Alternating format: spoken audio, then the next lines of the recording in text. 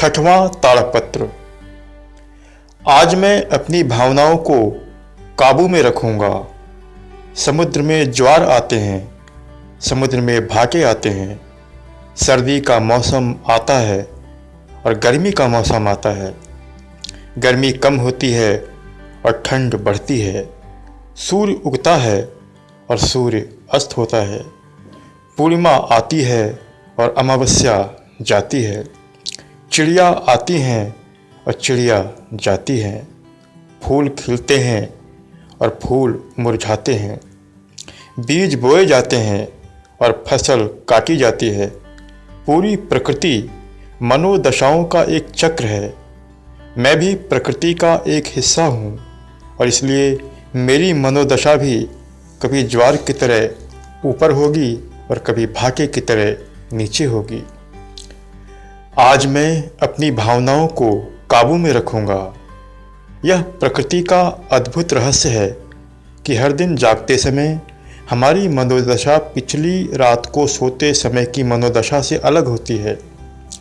कल की खुशी मेरे लिए आज का दुख का कारण बन जाती है, परंतु आज का दुख मेरे आने वाले कल का सुख भी बन जाएगा। मेरे अंदर एक चक्र है जो दुख से सुख की तरफ, उल्लास से निराशा की तरफ, खुशी से उदासी की तरफ लगातार घूमता रहता है। उन फूलों की तरह जो आज खुशी से खिले हुए हैं पर कल मुरझा जाएंगे।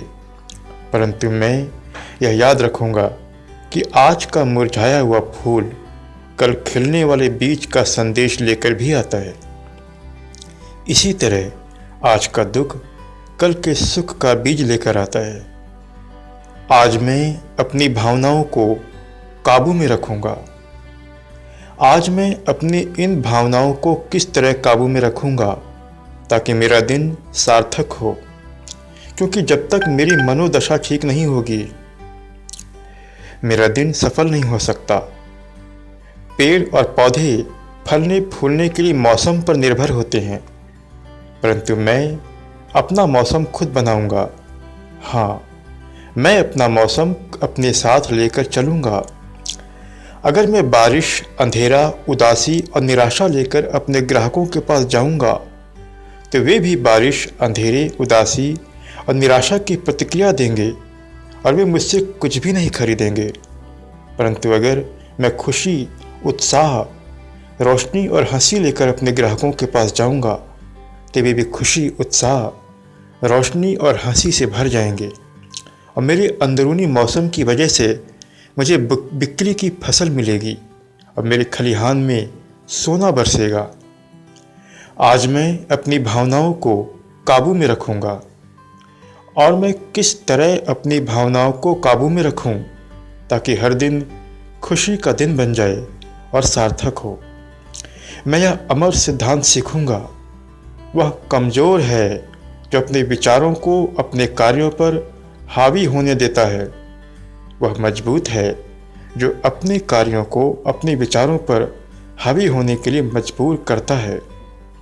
हर दिन जब मैं जागूंगा तो मैं इस युद्ध की नीति का अनुसरण करूंगा ताकि मैं दुख, आत्मकरुणा और असफलता के शत्रुओं द्वारा पकड़ा न जाऊं। अगर मैं निराश हूं तो मैं गाऊंगा। अगर मैं दुखी हूं तो मैं हंसूंगा।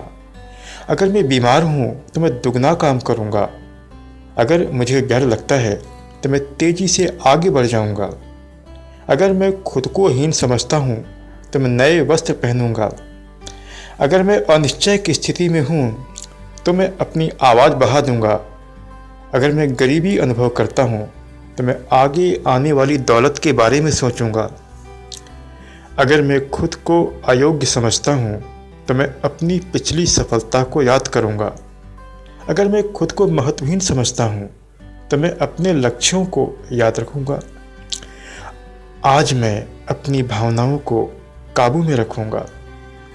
आज के बाद मैं यह ध्यान रखूंगा कि चाहे हम में कितनी भी कम योग्यता हो, हम सर्वश्रेष्ठ बन सकते हैं और मुझ में योग्यता की कोई कमी नहीं है। ऐसे भी दिन आएंगे जब मुझे ऐसी शक्तियों से संघर्ष करना पड़ेगा जो मुझे परास्त कर देंगी। निराशा और दुख जैसी शक्तियों को पहचानना तो आसान है, परंतु ऐसी कई विरोधी शक्तियाँ होती हैं जो मुस्कुराहट के साथ और दोस्ती का हाथ बढ़ाकर आते हैं और वे मुझे बर्बाद कर सकते हैं। उनके विरुद्ध भी मैं कभी अपना आपा नहीं खोऊंगा। अगर मुझ में अति आत्मविश्वास आता है तो मैं अपनी असफलताओं को याद करूंगा। अगर मैं ज़्यादा विलासी होता हूँ तो मैं भूख के अपने पिछले दौर को याद करूंगा। अगर मैं आत्मसंतोष अनुभव करता हूँ तो मैं अपनी प्रतियोगिता को याद करूंगा। अगर मुझे महानता के क्षणों का आनंद मिलता है तो मैं शर्म के क्षणों को याद करूंगा।